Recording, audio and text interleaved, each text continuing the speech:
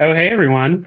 Welcome to Roots in the City. Happy New Year. It is 2026. Can you believe it? Well, I hope that you all had a fabulous holiday. I know for us, it was a little busier than it usually is, but it's always great to reconnect and see people, family, friends, and otherwise. Lots of activity going on, and you're exhausted, right, from being all social, but it feeds the soul getting to reconnect and catch up with everybody and just kind of veg out for the holidays and whatnot. So I'm so happy that you're here. How's everybody been? How's everybody been out there? Let's see, what's been up in my world? We connected with a new buyer, actually, a few new buyers coming into the new year. So that was really awesome. We still have some listings on the team active. We're working hard on those. A bit of a myth in the real estate world is, oh, I can only buy in the spring. People are only buying houses in the spring and not during the cold months or the winter months. And that's absolutely not true. There's plenty of real estate that still moves during the winter months. And I've had plenty of closings during an October or November, writing offers in December, things like that. So houses are moving year round, and that's been good. But outside of that, it's been just really nice to kind of reset over here. The last couple of years, I've just been really focused on honing my craft and learning and just seeing where I can take this thing, but in my own way. There's so many ways to grow a business, and there's especially so many ways to do real estate. And so for me, I really needed to take that time and figure out, okay, Jamal, how are you doing this thing? What feels good? What's working? What do your people love about it? And I am so excited for some of the things that I have coming for you this year. Lots of opportunities to connect and be educated, not only about the home buying process or home selling process, but other things as well, things relating to connection and connecting to your environment and neighborhoods outside of your house. Really excited to lean back into that. Um, there was something on my heart. I don't think a lot of realtors talk about the feelings they have. It's hard sometimes. Let me say sometimes because I can't speak for everybody. I'm just one broker in Indianapolis, but the feelings of attachment, of care for clients and transactions, and this all comes from just wanting things to go well with the house. Now, whether the house is new or it's 100 years old, something is bound to happen within that first year of home ownership. And over the summer, I had clients move in and, we really wanted the house, but we ended up replacing one of two HVACs. And that is not a small cost.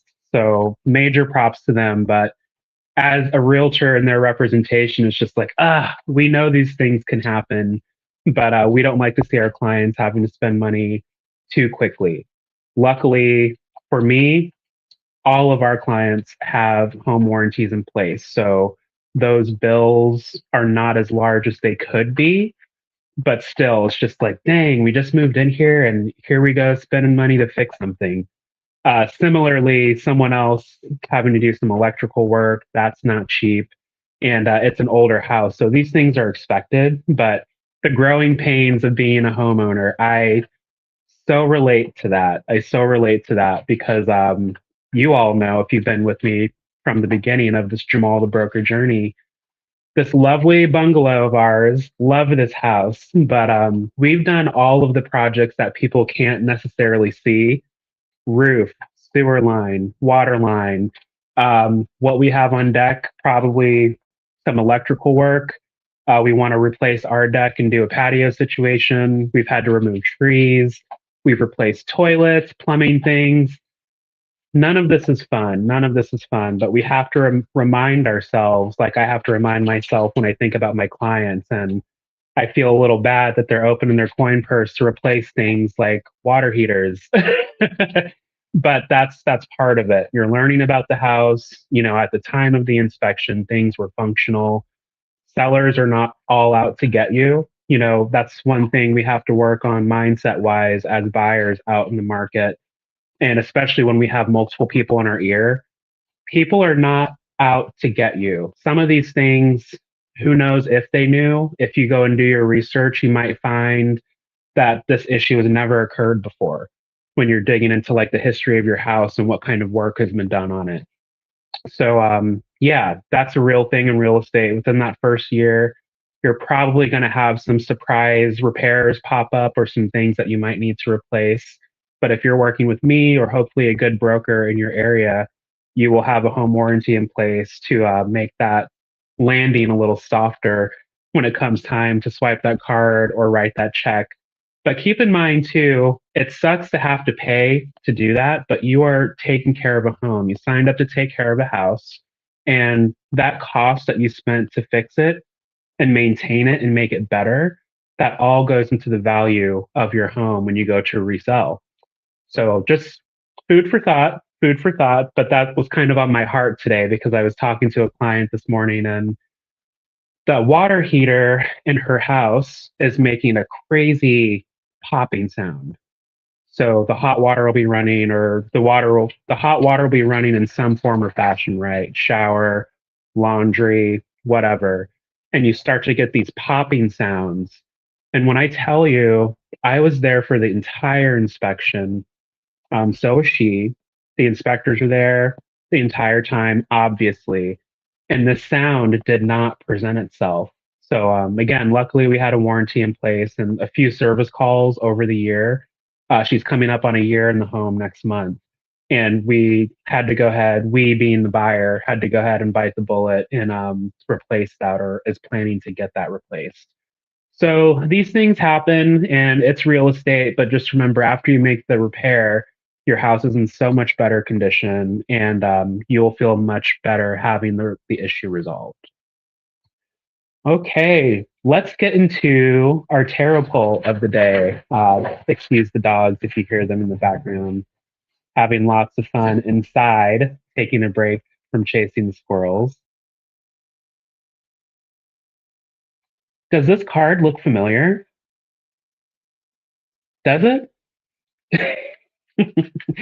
I ask and I giggle because this card actually popped up on within the last couple of episodes of the show when we talked about the Knight of Wands and how what he represents in the real estate community. So sometimes what the tarot is trying to tell us when cards keep revealing themselves, they keep popping up. No matter what spread you do, you keep seeing the same card. It keeps showing up in some way like, hey, remember me? It's me again. And that is what's going on here with the Knight of Wands. So let's dive into this. What the Knight of Wands is representative of is a lot of energy, lots of movement. And as it relates to the real estate market, I will use myself as an example. I've had a listing that's been hanging out for a little bit, been on the market since the end of the summer. And what the Knight of Wands can bring is not necessarily chaotic energy, but slightly hasty. Like, hey, we got to go do this thing. We got to get it done. And, what we know about the fall was there were plenty of houses available, but there were still those parts of inventory that were moving very quickly, people coming in and out of deals. And we can call that a little chaotic energy, just for lack of a better phrase, like very Super Bowl energy. Like, what's going to happen? Where's it going to go? What direction is this transaction going to go? And we're seeing more of that. So it's been steady, right? There's parts of town where it's not getting any love, no buyers, no offers, and other parts of town in Indianapolis and the greater area moving very quickly. Turnkey, they're priced right, priced strategically, and they're getting multiple offers. So it really just depends on where you are. So seeing this card again today, what we can take away from that is, again, me for example, we are in January and we've had showing requests and they've already totaled more than what we've received in the fall. And that's just very indicative of a lot of people coming off of the sidelines post holidays. A lot of people don't really want to go look at a house on Christmas. Some people do, but that activity is at a lower and slower pace. So we're seeing that pick up. We're seeing that pick up. We've had about 4 showings on our listing. Other listings on the team are getting some love, and we're definitely seeing offers get accepted and homes go pending. And we're not even halfway through January. So if this represents you, the person, whether you are the seller, the buyer, or the agent in the scenarios, try to keep your head on straight and don't move too quickly. There's lots to move towards as far as opportunity, but you don't want to take any wrong steps. You want to be smart about it. Consult with your clients, consult with your broker, make sure that your moves are strategic and that you're not going to create a mess because you are in a little bit of a rush to get back out there. We're excited, right? It's the holidays are done, it's the new year. Let's get this house. The rates are looking good, but be mindful of how you're moving towards that journey. And just keep that in mind when you think of the Knight of Wands as it relates to the real estate market. And remember, too, the wands represents fire energy. So if you're getting frustrated out there, stay calm, breathe, don't turn into a walking forest fire. You are going to find your home, you're going to find that deal. Plenty of opportunity and inventory out there. Just be as smart as you can. So, for today's topic, I wanted to do something a little different. At the top of the year, we are really focused on goals, New Year's resolutions. And I personally have not been a New Year's resolution type for the past few years, just because my mindset around that is this is all ongoing. We should be trying to be that 1 to 5% better each year, and it's a work in progress. Growth is not linear, it's going to go up and down and all around. So, giving myself grace to grow and to make those changes and be as smart as I can, not carrying the Knight of Wands energy. And with that, I just wanted to pivot and think, okay, your environment has a lot to do with the success of you attaining these goals, reaching these goals, killing it, slaying it. Your environment, who's around you, your mental, all of that plays a role. So I wanted to kind of dive more into that because that kind of work has really helped me um, think about my business differently, think about my personal life differently, the connections I have differently, and also how I'm consuming content. How am I learning? What's beneficial? Do I need to focus on this? Really filtering out what I don't need for the sake of growth and making room for the stuff that is more relevant to what I have going on. So I think this is going to help all of us today. And I'm excited to share this episode and this resource with you at the end. All right. So, have you ever thought about why the energy might fade like as you continue to hit your goals or try to reach for your goals? I should say. Have you ever thought about why you kind of fizzle out when you get to the end of January or the top of February? So everyone starts with this big energy because we're super excited, and then it's hard to keep up that routine. It really taps into mindset. And let me just say, I was one of those people in the past who was very triggered by the word mindset. And oh, there they go, this cheesy stuff again that I don't want to hear. Keep it. This is not for me. Well, let me just say, once you get out of that fog, your world will change. How you read books or certain documents, journal entries, whatever you are learning from, you're going to take it in differently. You're going to listen to things differently and you're going to apply it to your lives in the appropriate ways. And it's really getting out of your own way with that mindset piece. Stop taking yourself so seriously. Be open to some help. And, if it's not for you, at least you can say you tried it and just go from there. Try something else, not one thing fits for everybody. Um, the motivation does not fade because people are lazy. It's the conditions that matter. They keep the conditions the same. And the definition of insanity is doing the same thing and expecting a different result. And if you're not changing your environment, and when I say change, I don't mean physically move or place yourself. You might need to sometimes, but if you have say you're a remote worker, you don't have an office to go to, you're not a hybrid, you're strictly remote, and your home life is a little chaotic. Well, what are some ways you can set up that physical environment for your success? Also, what kind of things can we put in that environment to help our mental to keep us calm and focused? I've got my notes in front of me. I'm old school here, but you can't grow or make any progress when you're not doing anything to enhance that situation for yourself. So if I know, I'll use myself as an example again. I'm sitting at the dining room table right now, but I can't do this all the time when I'm working from home. This is really an experiment today because the door is closed, the dogs are not crated, and there's a lot of squirrels outside, which means them barking and getting crazy and loud, it's going to happen any second. It's going to happen any second now. But when I'm working from home, when I'm not live with you all, sometimes I have to sequester myself in the kitchen.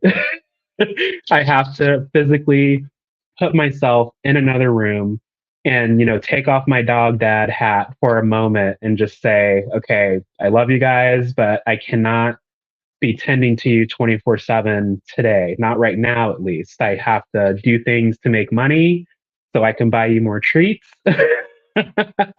So please leave daddy alone for a second. Another example for me is I used to have the struggle with making phone calls. And I find that when I'm not sitting at a desk or tied to a cubicle of some sort, it's very easy for me to make phone calls. I used to manage a call center, so there was a lot of PTSD around that for me.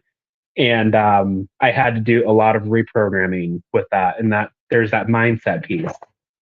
You're not in the call center anymore. You are in control of these connections. The connections are positive. There's nothing bad happening. So there's nothing to be afraid of. And with that, the more you do it, the easier it gets. And I take myself out onto the trail. When I'm walking on the Monon, I can call so many people. If you told me to sit down right now and start calling this list of 15, I would probably laugh at you and just walk away. I'm not doing that. I'm not doing that. But I can take my headset, put on the noise canceling, and have some really nice discussions while I'm out in nature, moving my body, getting, my steps in and connecting with my community. So that's just a couple of examples, and maybe you can think of your own to start making your own tweaks over there on your end. So as we move into 2026, I want you to ask yourself this: where are you trying to accomplish these goals? Where are you trying to make things happen? Is it your office? Do you have a workspace at home? Is it an art studio? Is it your classroom? Think about where you're putting in that work and how you want to move into 2026 as we continue this discussion. Okay, so there's actually three environments that shape your motivation. I don't know if you can hear the dogs. Do you hear them going crazy? They're wrestling. They love to do this when I get on the phone, so get used to it. You'll probably hear and see a lot of them. But the first environment of those three is your mental. Your mental environment is, what thoughts are reoccurring in your head? What kind of things are on repeat when you're sitting at your desk? You're focused, you're doing your work, and that voice just comes to you. What are those thoughts playing in your head? Think about that.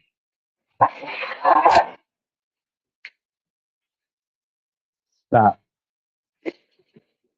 Sorry, guys. Sometimes it gets a little intense with the fights over here. They're two small dogs, but for two small dogs, it's a lot of ego. Lots of ego for the babies. Okay, so getting back on track, just think about what thoughts are on repeat. We all have those inner voices that kind of haunt us and might be holding us back. Maybe you have some voices that are pushing you forward and you're not really wanting to listen to it. You're a little nervous or trepidatious around it.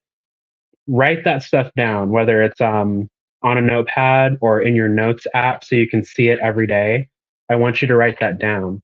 Now, a big piece, and this piece was huge for me personally. A big piece of that mental environment is the scarcity versus stability parts of the mindset. So think about scarcity for a moment and what that means to you. We've heard references to a scarcity mindset. And if you haven't heard what that is or don't know what that is, when we say scarcity mindset, you might be operating in a way that is from a place of lack. I don't have this, so I'm going to hold on to this resource. I can't use any more of it because this is all I have. And if you're not in a scarcity mindset, you flip that and say, okay, I have this much of this resource, but I can use this much, or I'm just going to throw all of it in towards this opportunity because I know more is coming for me. So that's a scarcity versus abundance kind of mindset. But I kind of think about stability having abundance as a part of that. So if you're in a stable kind of mindset in your environment, are the things set up to keep you focused? Do you have a special candle you need to light to kind of start a ritual? When that candle is lit, we are getting to work. When I put on my diffuser, that's when the work is getting done. What does that look like for you? Scarcity. Oh my gosh, I've only got this much work. Um, what am I going to do with it? Where is more going to come from? I've only sold this much of a product. Depending on your industry, I've only made this many calls, or my database isn't this big if you're in sales or a realtor. Okay, but how can we set ourselves up to go create more, go gain more, and do it in a way that is calm, collected, and with the mindset of, I know what I'm doing, I'm trusting myself, and more is on the way. And then there's this I'll do it someday type of energy. And I struggle with this sometimes. I'll be completely honest with you. I'm really good at starting projects and I have all these ideas and I want to do everything. But realistically, you can't just do a bunch of things 50% or less and call it great, right? Where's the quality? What's the one or two things you're focused on and you're really developing and making those things great? And that I'll do it someday energy. Sometimes those big ideas get lost. So I want to challenge you as you think of your mental environment too. If there's any old ideas that have kind of floated away or you've forgotten about that could be beneficial to you, revisit those and also filter out what you don't need. If there's something that you have on your to do list and you know you're not going to do that thing, take it off of the to-do list. It's not going to happen, right? It hasn't happened at this point. It was sitting on your to-do list for like let's say 6 months. I'm speaking from experience. I've totally done this before. Make room, declutter the mind so you can make space for all the great things you're about to do this year. Now, the second piece of the environment, the second type of environment is the emotional environment. And what comes with the emotions, for example, if you're tired, you're probably going to have not the best types of emotions, right? To give others, to project to others. You might be irritable. You might be a little angry or annoyed at something someone said or did, and they have no idea. They're just trying to connect with you or be present with you and have a discussion, but they don't really know what's going on in your mental. So, are you rested and are you constantly recovering? An example for me is I used to be a night owl. Sometimes I still can be. My family kind of has weird sleep things. I used to operate off of 4 hours of sleep every day. That's not the case anymore because I see that sleep is important. When I'm not rested, my work is not quality. I'm dragging, I'm behind, I'm not sharp for my clients. And that's just a few ways that I notice. My workouts are not productive. It's very, I showed up. This is not going to be the best workout, but I'm here vibes. So, for your emotional environment, make sure you're taking care of yourself, getting that rest. If you like to work out, make sure you're doing that. If you need to meditate or just give yourself breaks throughout the day, using those breaks intentionally at work or however your day is set up those checkpoints so you can stay fresh and connected and sharp throughout the day. This also extends into the space. Like, does your space feel safe? Does it feel chaotic or does it feel inspiring? And what blends of what kind of blends can you bring to your space as far as emotional, wellness, let's call it emotional wellness, because you're taking care of yourself and you're nurturing that good energy. What are some examples of things you could bring to your space? I know for me, if the house is dirty and I'm working from home, it's going to be very hard to focus. I have to have a clean space so I can just lock in and get the work done. If the dogs are going too crazy, sometimes I do just have to leave the house. I go to the office every day now. When I was in the corporate land, I was remote, but I am at the office at least half a day every day now because I know the dogs are going to get crazy. The squirrels are out. It's weird here in Indianapolis for January. It's really warm. There's no snow. So all the squirrels are just going crazy in the yard still. So that just means chaos for my calls and for my video sessions. But I know all these things are factors. I know all these things exist. So why not get ahead of it and save the stress and plan it out and just lock in that way? So do what you need to do to set your space up so you can be productive, get the things done that you need, and you won't be mad at yourself because it won't be another day of, I knew these distractions existed and I still didn't do anything about it.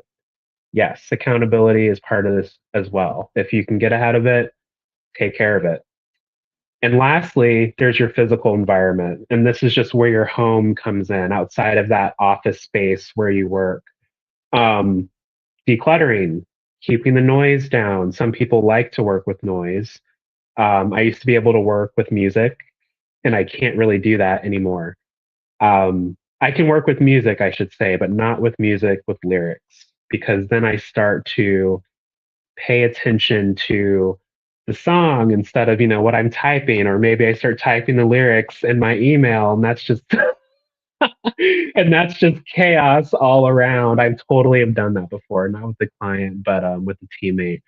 And they were like, "What is this email?" So don't do that. Uh, and do you want to be there? Is the physical space the space you want to be in?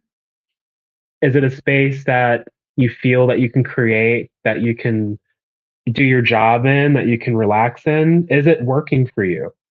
Similarly to the house, like that has to work for you living in it. But as far as creating a space where you can succeed and stay on track to maintain that motivation past the end of January, what does that space, that physical environment look like? And do you want to be there? That's a real question. I used to be able to work at home with no problem. And I had to sit down with myself and be like, okay, you might need to start going in. And just for the sake of getting things done, it's you might not want to do it, but it'll be better. All of your work will be better for it. Your service and the quality of your work will be better for it.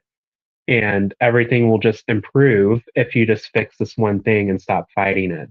And let me just say for the record, I can work at the office, I can work at home, but I wasn't doing anything to try to fix my environment. I would, let the dogs get me worked up sometimes because I'm on a call and I'm trying to focus and they're going crazy at the window because there's a squirrel on the porch or the mailman has come and Eddie is trying to tear down the gate to get to him. And eventually I just had to sit myself down and be like, these things happen. So maybe you just need to start working in the kitchen on top of your island because they can't get into the kitchen. And with myself physically removed, I am able to focus and do the things that I need to do. Noise canceling headphones, do what you need to do in your space so you are successful that way. And a question I wrote down and I wanted to ask all of you to think about: does your home support who you're becoming? I'm not talking about the aesthetics or, the paint color on your wall or the curtains you have. Like, is that a power, texture, or color? Like, we're not talking about any of that. I guess we could be, but does your home support who you are or who you are becoming? And an example that we can touch on with this is, say if you are beginning a weight loss journey or just a health journey. Let's say a health journey, because a lot of the times with like things like dieting and being more active, weight loss is a bonus. What science shows us is there are plenty of people of all sizes who are very healthy. Some of the people who look the most fit are the most sick. So how are you taking care of you and your body on this health journey you're on? So if we're thinking about our space and how that's set up, maybe you have an exercise bike. Maybe it's just a yoga mat and a couple of dumbbells just to get you started. And as that habit builds and you get more comfortable with it, you begin to add things. That's an example of how is my environment helping me become who I am or who I want to be. For me, I need to have spaces that I can talk to you all in. I don't want to show you my entire house. Some of you have seen it if you're here locally. I always have people over, but I just need a designated space for the sake of routine. Me and my brain, we love to bounce around. So what helps me is just being stuck in one environment. And I say stuck because I just need one space to focus on. I know that this is like my podcasting table. This is also where I work when I'm at home, unless I've sequestered myself in the kitchen. But that is how I set my space up for me. So I've got my lights easily accessible. I've got my camera handy. So if I get a call and a client needs to jump on a call really quick, it's ready to go. I'm not scattered looking for things. I've got all of my extra audio and visual toys in the basement, nice and organized. So if I'm going out to film a house or something, I know exactly where everything is. And I'm not, getting myself worked up looking for things and distracting myself from what's in front of me, my plan for the day. So think about that. Who are you? Who are you becoming? And does your space support that? All right, before we continue, let's take a quick break and I will be right back.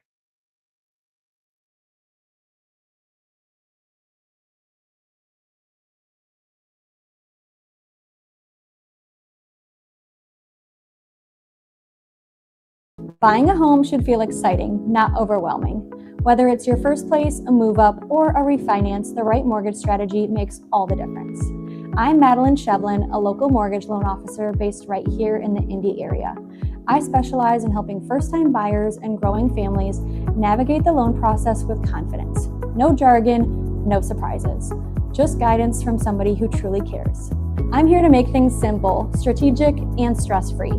From helping you get pre-approved to finding the right loan program, I take pride in being the loan officer who actually answers the phone, breaks things down clearly, and keeps you informed every step of the way. Refinancing? I'll help you weigh your options and decide what's actually best for you. Let's make your home goals happen together with a mortgage that fits your life. Follow me on Instagram at Mortgage with Madeline or visit rate.com/Madeline Shevlin to connect today.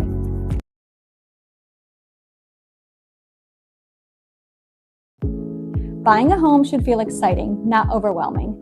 Whether it's your first place, a move up, or a refinance, the right mortgage strategy makes all the difference.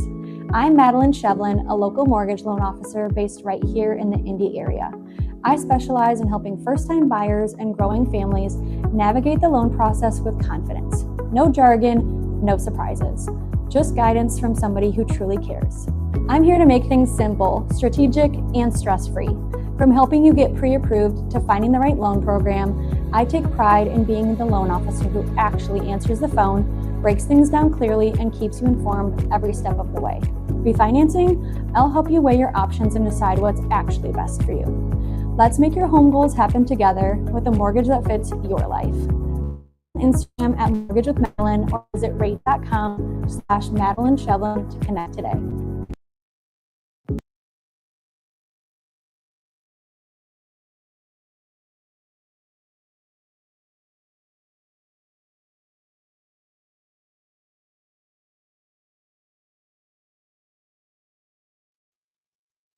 All right. Thank you, Madeline. Madeline is one of my trusted lender partners. We've done business together and we are on deck to have some more at the top of the year. I'm super excited to be working with Madeline and Rate again. They take really good care of our customers, fabulous communication, great service overall. So if you are looking to enter the housing market, of course, give me a call and I will connect you with Madeline as well so we can make sure we're finding you the best opportunity out there on the market. Okay, so let's pivot in the way we're thinking about our motivation for 2026. It's not just about the resolutions. We really want to create the space and the environment to make sure that we're going to be successful. And going into our next segment, we're going to reframe it a little bit. So let's think about real estate for a second. Instead of buy, sell, remodel, let's think about the goals as feelings. You guys like feelings as much as I do? I'm sure some of you hate it, but hear me out. Hear me out, okay? Um, how do you want your home goals to feel for this year? How do you want that process to feel like when you're thinking about the goal, when you're thinking about starting and taking those first steps, and when you're in it? Do you want it to be a calm scenario? Do you want more space in the house, but not just a structure, right? If this is a reframe moment. So when we're touring a house and you're inside of that house, do you see yourself having a ton of like mental clarity and space in there? And to dumb this down, I'm not saying you're dumb, it's just a phrase. I'm sorry in advance if you were hurt by that. But to dumb this down, I said it again. When you walk into the room, do you see your furniture in there? You know, it's a good sign for agents when we see people and we hear people starting to move their furniture into the space before we've written an offer. And when you are envisioning that while we're on a home tour, do you see yourself having that room mentally and physically to breathe, to let your hair down, to focus, to get the things done that you need to get done? What about the home, let's say, relates to how you want to be more consistent? Is the house set up in a way that you can come into here, come into this environment, the new home, whether it's a living room, how the kitchen flows, the way the Jack and Jill bathroom is set up to a potential office you might be thinking about, and how that might work for your business, separate from like your personal life in the household? How is that space going to help you capitalize on, you know, becoming more consistent and also a sense of pride? You know, do you want to feel proud of this, or are you looking at a fixer upper and you see the vision and you see that big picture and you're getting that sense of that future pride, like, yes, I'm going to tackle this. This is going to help me achieve this type of home goal. There's all kinds of home goals. There's investing, there's downsizing, there's multifamily opportunities, but how does that particularly relate to you? And my favorite, more ease in daily routines. How is the space that you're potentially moving into, the space you're currently in, while you look for that next opportunity, how is it creating more ease in your daily routines? I always talk about the Monon in my backyard. We love to take the dogs on walks, but we are lucky to have a big yard where we can pop in throughout the day between appointments, let them out, and just play with them and really save time and do both and, right? We get to love on the dogs, we get to make sure they're not neglected, and we also get to wear them out because they are high energy rat terriers. So for some people, in your current space or after you've moved, it could also mean just simply rearranging a room. And for others, it might mean, finally admitting that, hey, I have to move. This isn't working anymore. And that's one thing I saw all of my family do growing up. I would come home from school or we would go to grandma's house the following weekend and everything was completely changed. And that makes sense now as an adult. Sometimes you just need to move and shake up that environment, and it makes you feel like a whole new person. It feels like a whole new space, and that motivation and that drive is refreshed and enhanced for the better. So, before I leave you today, before we get to the end, I just want to give you a handful of prompts. I'm a big journaler. I am not as regular as I used to be back in the day, like in middle school and high school. I would at least pop in once a week. And now I'm maybe like a few times a month. I really need to get better. But journaling has helped me a lot. It helps me process my thoughts. I can go through old entries and kind of catch patterns if I need some motivation or why are you still doing that thing you do where you hold yourself back and for what reason or whatever, fill in the blank, right? You can go back and refer to those pages and it helps that motivation as well from oh, I've done this before. I know better. Let's fix it. So I'm going to give you some of your own journal prompts to start with. And again, you can write this down, you can type it up. There's a journal app on your iPhone if you're an iPhone user. And these are not too intrusive, just things to think about and for you to take with you and see what kind of inspiration you get from it. All right, so the first one I want you to write down, where do I feel most like myself at home? When you are at home, when and where do you feel most like your true self when that mask is off? Think about that for me and try to write under each prompt. I would say like 2 to 5 sentences. And if you go beyond the five, that's great. But you don't have to get too intense. We're just starting this, right? But I think 2 to 5 sentences is a good start. And then you can expound upon it later. The next prompt, where do you feel the most friction? Where do I feel the most friction? Is the space not working for you? Is there just something about the vibe in there that's not connecting? You were super excited about the space before, and now you're not quite feeling it. So, what's going on there? Where do I feel the most friction? The next prompt, if nothing changed about my space this year, how would that affect me? I can tell you right now, the only place in my house with carpet is the place we're currently sitting in, and I cannot wait to get rid of it. I cannot wait to rip it out and put something else down because between the dogs and, their accidents, one of our dogs is getting a little older, so that's a new journey for us. And this carpet it's just time, it's time. So for you, if nothing's changed in a year, how is that going to affect you? If this carpet does not leave soon, I might just start tearing it up myself and learn how to put down flooring myself. And if you know me, that's saying a lot. I usually just call the people because I will mess something up. I'm clumsy. I might lose a finger or something trying to put the floor down. But if this carpet does not go, I will be affected that way. So, what is that for you? If the space does not change this year, How is that going to affect you in your progress? And lastly, what's one small shift you can make that makes the day easier? What's one little tweak you can make that makes your day more easeful? You don't feel chaotic. You don't feel like you're in a rush and, oh my God, I have this thing. Because that energy comes from, it's like the straw in the camel's back. That's the last straw. And we carry that energy day to day. Like when things pop up, it's very, another thing to do. Oh my God, this happened, this happened. It's really not that big of a deal, but it's the stacking of it all, right? So, what's one small shift that you could make that would make your days easier?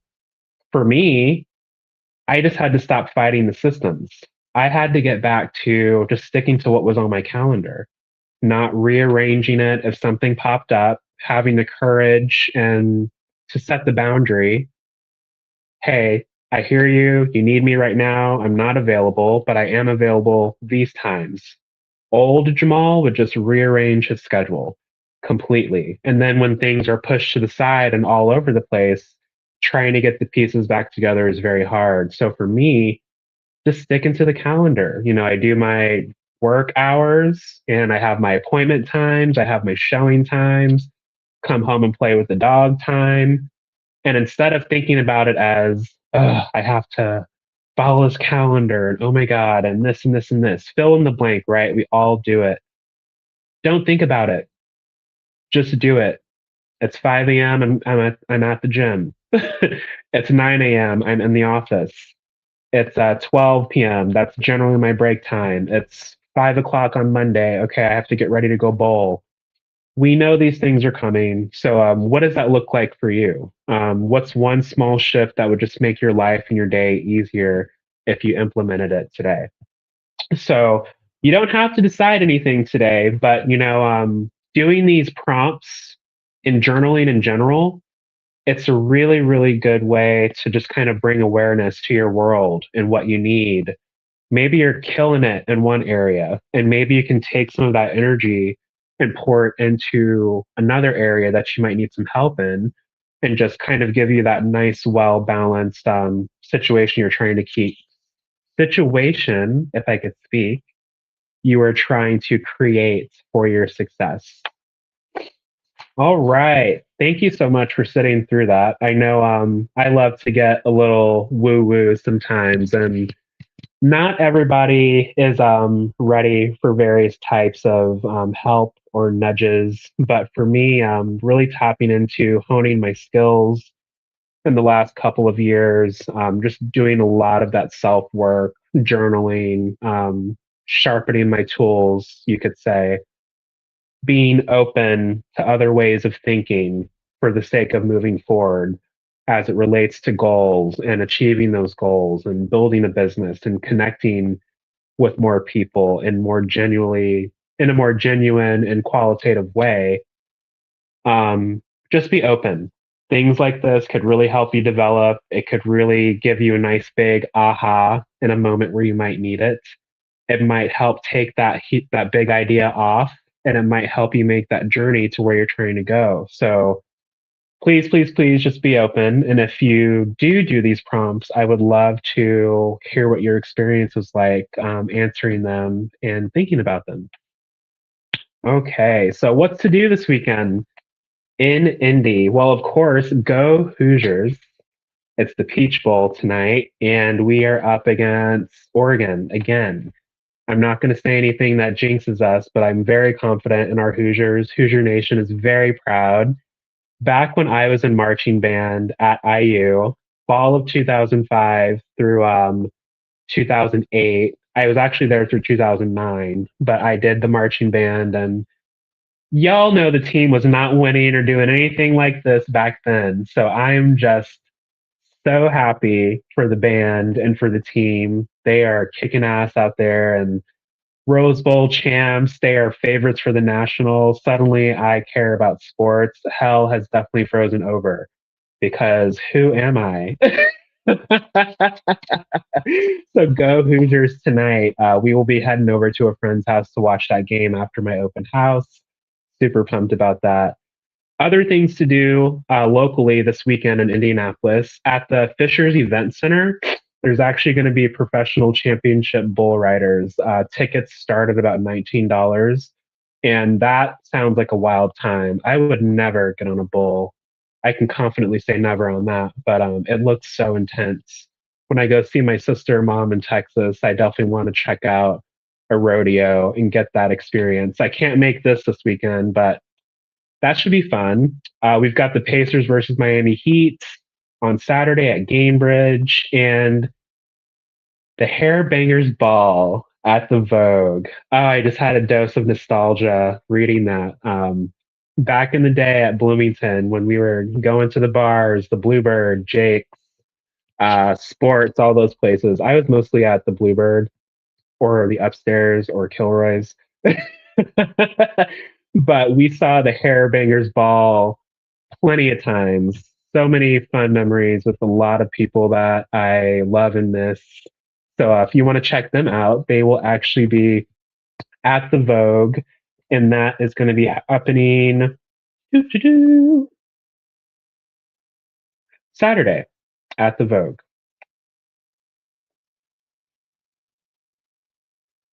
Friday, excuse me. Friday. Friday at the Vogue. I promise I can read, but it's a good time. Lots of good music, tribute band. If you're just there to enjoy the vibes, it's going to be a great time. Always a great time with the Hairbangers Ball. And that's all I've got for you today. Thank you so much for joining Roots in the City. Thanks for hanging with me. And before I let you go, follow my linktree /Jamal the Broker. That's linktr.ee/Jamal the Broker. And you can have a free resource. It's the Energy Reflection Worksheet. And it's just another way for you to tackle your goals, and it helps you think about them a little differently. You're not just listing things to do, but digging into that and mental environment, the emotional environment, the physical environment, really helping you break down what you need in all those spaces. And also more prompts to kind of help you learn what your answers and what the space is trying to tell you. What's the lesson there, and what are you about to discover? So follow me everywhere, Instagram and YouTube at Jamal the Broker. Call Jamal the Broker on Facebook, and be looking out for those links. All I need is your name, email, and phone number, and you will receive this free resource in your email. So if you're interested in that, please comment below and let me know, and I will make sure I get it delivered to you. All right, everybody. I will catch you next week. Have a fabulous weekend. Be safe. Take care of yourselves. Bye.